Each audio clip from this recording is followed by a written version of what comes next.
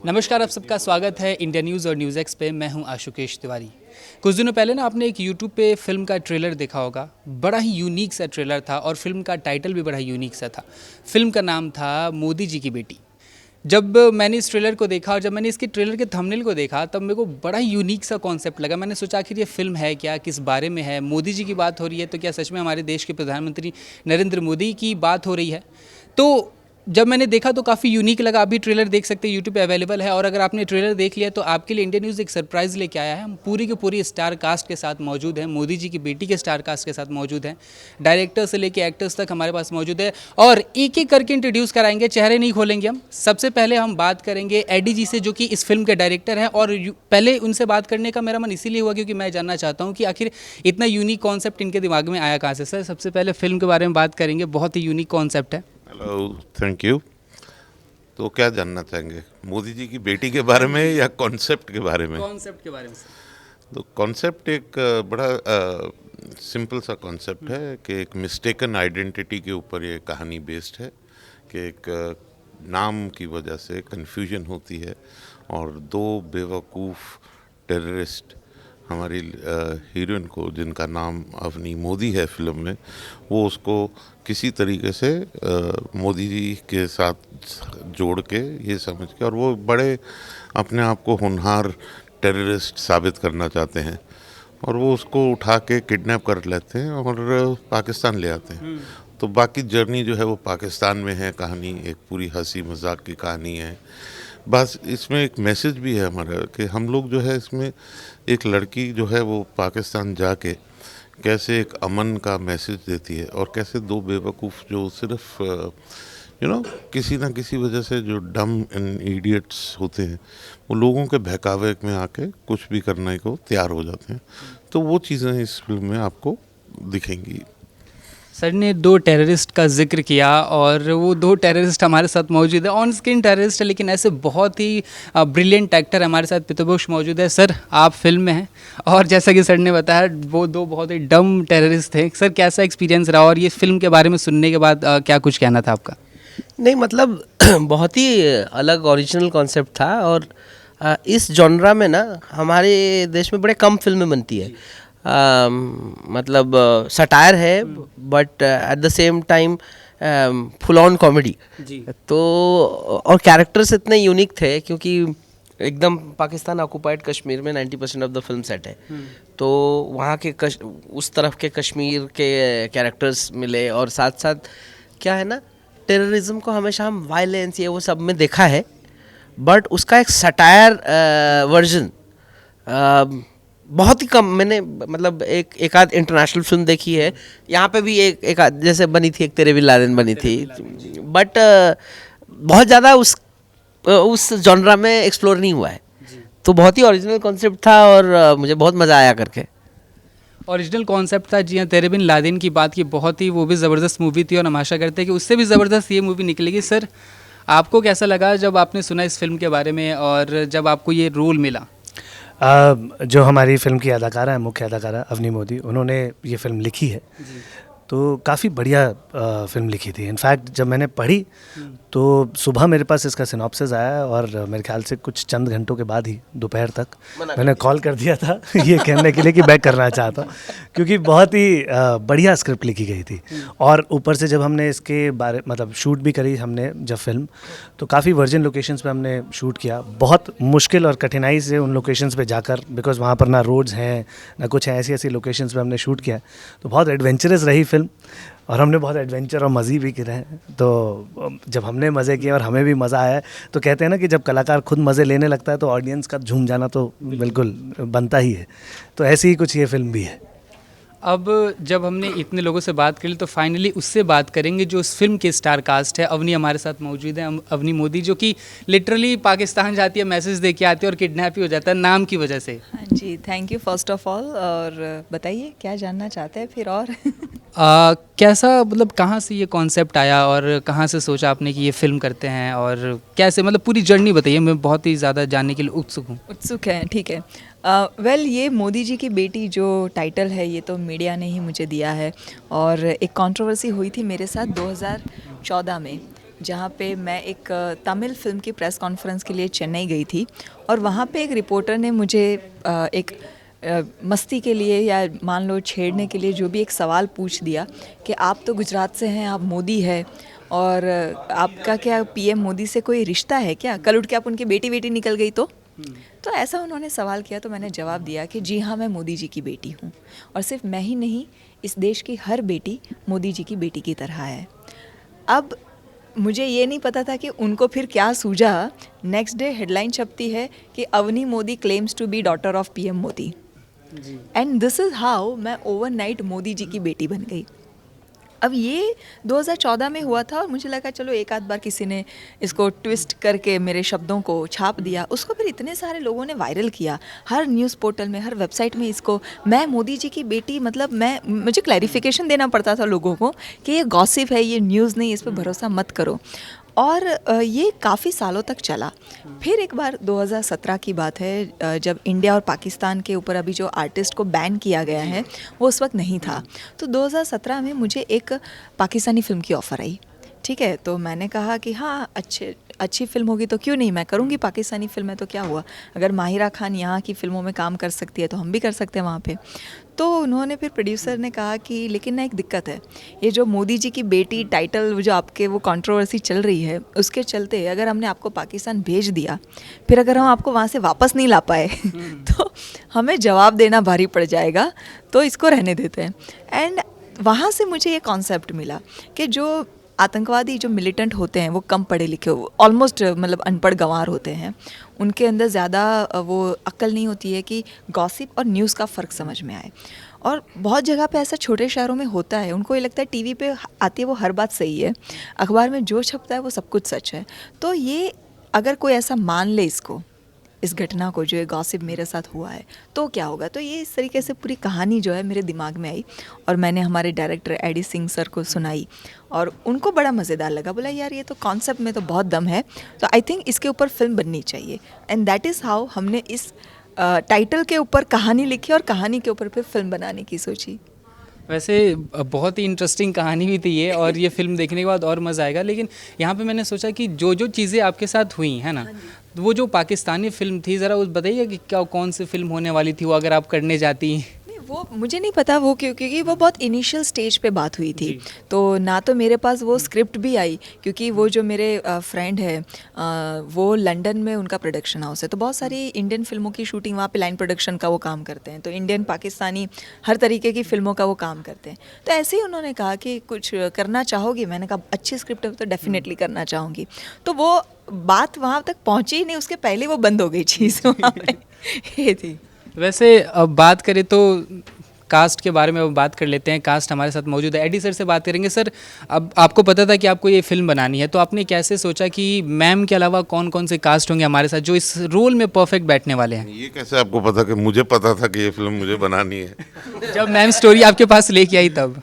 अच्छा, ma'am story मेरे पास लाई, और जब ये सुना मैंने, जब अवनी ने एक सब्जेक्ट सुनाया, तो एक बहुत ही बेहतरीन सब्जेक्ट था, और मुझे पूरा विश्वास था, क्योंकि उसने जिस तरीके से मुझे नरेशन दिया था, और वो चाहती थी कि मैं डायरेक्ट करूं, एंड इवेंचुअली उस सब्जेक्ट को इतनी खूबसूरती से लिखा हुआ था कि मेरे ख्याल से मैं क्या, कोई भी डायरेक्टर ना नहीं करता।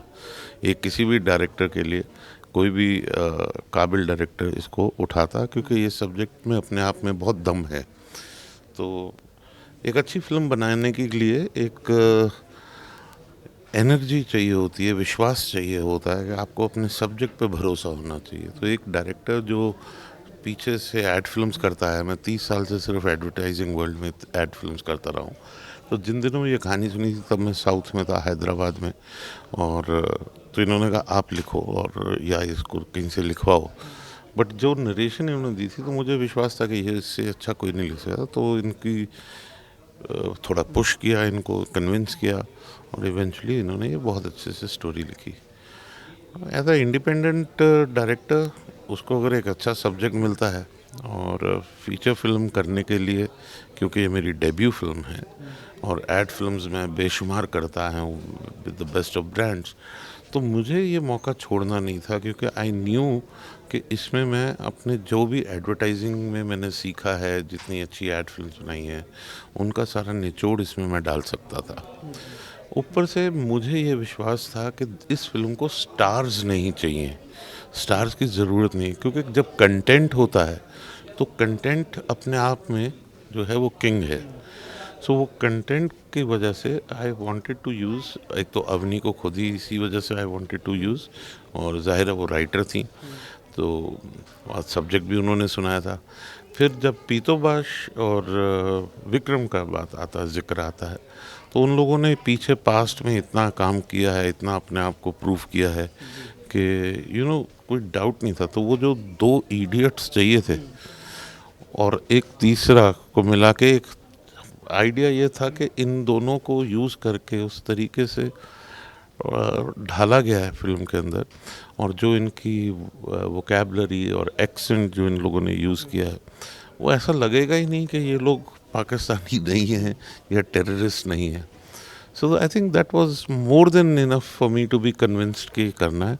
और जाहिर है कोई भी डायरेक्टर के पास अगर एक अच्छा सब्जेक्ट आता है, जैसे अवनी ने जब ये मुझे सुनाया, तो मुझे यकीन था कि मैं ये सब्जेक्ट कर सकता हूँ और मैं इसको एक फुल जस्टिस दे सकता हूँ। देखिए फिल्में कंटेंट पे बन रही है, सर ने जैसा कि बताया कि अब नाम से फिल्में नहीं चलती है, कंटेंट से चलती है, और इसीलिए शायद एक्सपेरिमेंट किया जा रहा है। सर आप दोनों बहुत टाइम से फिल्म इंडस्ट्री में काम कर रहे हैं, अब आपने एक एरा देखा कि जहाँ पे नाम से भी फिल्में चली, अगर उसमें स्टोरी हो रहे या ना रहे लेकिन फिर भी फिल्में चलती थी। तो आप दोनों से ही सवाल होगा कि क्या लगता है कि अब इंडियन सिनेमा का जो एरा है वो चेंज हो रहा है, अब कंटेंट के ऊपर लोग बात कर रहे हैं, एक्टिंग के ऊपर लोग बात कर रहे हैं? हाँ, क्योंकि जब से ये हमारा थोड़ा सा ग्लोबलाइज हुआ है ओटीटी के आने की वजह से, और सिनेमा भी काफ़ी ग्लोबलाइज हुआ है, तो इतना कुछ कंटेंट ऑडियंस को सर्व हो रहा है कि ऑडियंस अब अच्छा बुरा सही गलत जो है वो अपना खुद समझ पा रही है। और हाल फिलहाल में अगर हम देखें तो काफ़ी सारी ऐसी फिल्में होकर गई हैं जिसमें अब उनको शायद ये फ़र्क नहीं पड़ता है कि उसके अंदर कौन हीरो हीरोइन है, उनको ये फ़र्क पड़ता है कि एक अच्छी कहानी बनाई गई है कि नहीं बनाई गई है। तो समय तो बदल रहा है and audience is getting intelligent, जो कि अच्छा ही है, अच्छा सिनेमा आएगा और अच्छी फिल्में बनेंगी, क्यों भी। तो हाँ एब्सोल्युटली, आई मीन लाइक जैसे फाइनेंशियल रिफॉर्म हुआ था 91 में, आप देखोगे लॉकडाउन की वजह से यहाँ पे मीडिया का ग्लोबलाइजेशन हुआ है, रिफॉर्म हुआ है, तो आप you are getting content from Germany, you getting content from Russia, you are getting content from everywhere in the world. Like money heist करके जो शो, वो स्पेनिश शो है, वो इतना बड़ा हिट हुआ, पूरे वर्ल्ड वाइड, इंडिया में भी हिट हुआ, कोरियन शो भी। हाँ, तो कहने का मतलब ये है कि जब कंटेंट आपको दुनिया भर से मिल रहा है तो लोगों के पास ना चॉइसेस बढ़ गए, और जब चॉइसेस बढ़ गए और साथ साथ मतलब ऑडियंस धीरे धीरे इंटेलिजेंट भी हो रहा है कि उनको चाहिए कुछ ऐसी चीज़ें जिनमें वो अपने आप को ऐसा महसूस ना करे कि भाई ये फिल्म मेकर या ये एक्टर्स हमें फुल समझ रहे हैं। तो छोटी छोटी मतलब कहाँ पे हल्की सी कोई वीएफएक्स की प्रॉब्लम है, कुछ है, हर चीज़ को अभी आज ऑडियंस नोटिस कर रहा है, तो इसलिए they want quality and they want good content, which is a good thing, because कोई भी चीज़ में जब कॉम्पिटिटिवनेस आती है तो उस पर क्वालिटी अपने आप बेहतर होती है। तो मेरा मानना ये है कि इसीलिए छोटी फिल्में भी हिट हो रही है, बड़ी फिल्में फ्लॉप हो रही है, बड़ी फिल्में भी हिट हो रही है, छोटी फिल्में फ्लॉप हो रही है। तो इसलिए it is not about how big the canvas is. I mean, like, of course, there'll be always films like Avengers type, वैसा mass big films, उसका अलग स्पेस है ही, बट कंटेंट के लिए एक स्पेस कमाल का खुला है, जो कि अच्छी बात है, because quality of our cinema will increase. Quality of the cinema के बारे में बात कर रहे हैं, और मुझे लगता है कि क्वालिटी ऑफ द सिनेमा को बढ़ाया और ज़्यादा ओटीटी प्लेटफॉर्म्स ने। अवनी, आपसे भी मेरा आखिरी सवाल यही रहेगा कि आपको भी लगता है कि अब कंटेंट बिक रहा है, ना कि नाम बिक रहा है, ना कि चेहरा बिक रहा है? देखिए, मैं थोड़ा इसके ऊपर डिफ़र करती हूँ। कंटेंट डेफिनेटली बिकता है, लेकिन जब तक उस कंटेंट को दर्शकों तक पहुँचाने के लिए एक प्रोसेस है। जैसे मैंने कहानी सोची, हमारी कंपनी ने एक फ़िल्म बनाई, उसके ऊपर कुछ लोगों ने पैसे डाले, हमने फ़िल्म बनाई और आज हम ये फ़िल्म दर्शकों तक पहुँचा रहे हैं। ये बात जितनी एक लाइन में मैंने आपको बता दी उतनी ईजी थी नहीं। आज जब मैं इस स्क्रिप्ट को लेके मैं बहुत बड़े बड़े स्टूडियोज़ में गई थी, बड़े बड़े प्रोडक्शन हाउसेस में हम गए थे, फिल्म बन जाने के बाद भी गए थे। Nobody wanted to touch this film just because इसके अंदर बड़े एक्टर्स नहीं थे। तो ये फेस हमने खुद किया है मोदी जी की बेटी फिल्म के साथ। तो मैं भी उन लोगों को यही सवाल करती थी कि फिर आप कहते हैं कि कंटेंट इज़ द किंग, आप लोग कहते हैं OTT प्लेटफॉर्म का इन्वेंशन हुआ है छोटे फिल्म मेकर्स को प्लेटफॉर्म देने के लिए, तो आज आप लोग छोटे फिल्म मेकर्स की फिल्में जो कि बाहर से बन के आई है वो क्यों नहीं खरीद रहे हैं, उन पे पैसा क्यों नहीं लगा रहे हैं। और I won't take a name, but एक बहुत बड़े CEO है एक बहुत बड़े स्टूडियो के, उन्होंने हमें कहा कि देखिए क्या होता है मैडम, छोटी फिल्में साल में ऐसी 150 बनती है, उसमें से 5-6 फिल्में होती है जो चल पड़ती है, बाकी की सारी फिल्में हम खरीद के हम हमारा पैसा जो है इन्वेस्ट नहीं करना चाहते।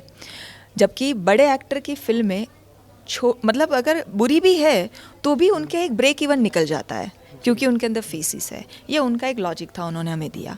तो अब मैं वापस उसी सवाल पे जो आपने मुझे पूछा, मैं वही सवाल आके खड़ी हो जाते हैं कि तो फिर कंटेंट किंग है या नहीं है। तो जवाब ये है, जो मेरा एनालिसिस कहता है कि कंटेंट किंग है या स्टार किंग है वो दर्शक तय करते हैं। आज हमारी फिल्म दर्शकों के पास पहुंच गई है, हमारे साथ और भी बहुत सारी फिल्में, ऑप्शन है ऑडियंस के पास कि आपको कौन सी फिल्म की टिकट लेके अंदर जाना है। वो अब ऑडियंस डिसाइड करेगी कि उनको कंटेंट पे पैसा खर्चना है या स्टार पे। लेकिन उसके पहले की जो जर्नी है उसके अंदर आज भी अनफॉर्चुनेटली बहुत दुख के साथ ये कहना पड़ रहा है, आज भी फिल्म इंडस्ट्री के अंदर अगर आपके पास कोई बड़ा बैकअप नहीं है तो आपको इंडिपेंडेंट सिनेमा अपनी फिल्म को खड़ा करने के लिए बहुत दिक्कतों का सामना करना पड़ता है। कोई आपकी कहानी में इंटरेस्टेड नहीं है, सबको यही पूछते हैं कि फिल्म में कौन है, फिल्म में क्या है, नहीं फिल्म में कौन है, ये सवाल पहले आता है। तो मुझे लगता है ये माइंडसेट ना फिल्म इंडस्ट्री के अंदर के लोगों का बदलना बहुत ज़रूरी है। जब तक वो अपकमिंग टैलेंट को भरोसा नहीं दिलाएंगे कि हम बैठे, बिकॉज दे आर स्टूडियो, उनके पास बहुत बड़ा बैंडविड्थ है, वो किसी भी छोटी फिल्म को बहुत बड़ा बनाने की क्षमता रखते हैं अगर उनको इस फिल्म में पोटेंशियल नज़र आए तो।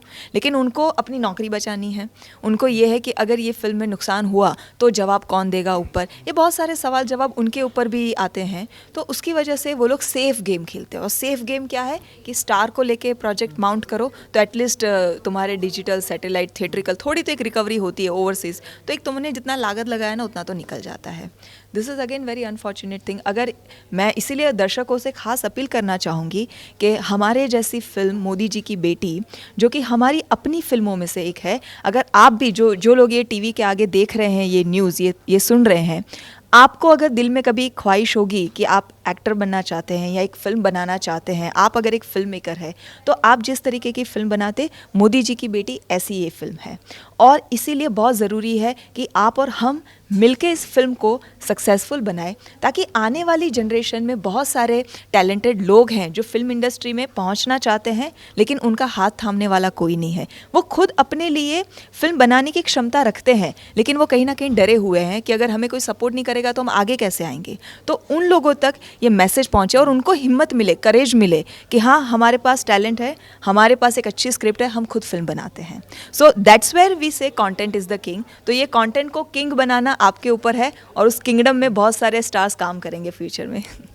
देखिए, बहुत ही बारीकी से समझाया इन्होंने कि कंटेंट तभी किंग होगा जब वो लोगों के पास पहुंचेगा, क्योंकि आप ही लोग किंग मेकर हैं। आप फिल्में देखेंगे, आप लोगों को बताएंगे कि ये फिल्म अच्छी है, तभी जो फिल्म बनाने वाले लोग हैं उनको भी बहुत ज़्यादा प्रोत्साहन मिलेगा ताकि वो और भी ऐसी फिल्में बनाते रहें। अब मुझे नहीं लगता कि मुझे और ज़्यादा बताने की ज़रूरत है कि आपको ये फिल्म क्यों देखनी चाहिए। थिएटर्स में फिल्म आई, देखिए, टिकट बुक कीजिए और देख के बताइए हमें कि आपको कैसे लगी है फिल्म।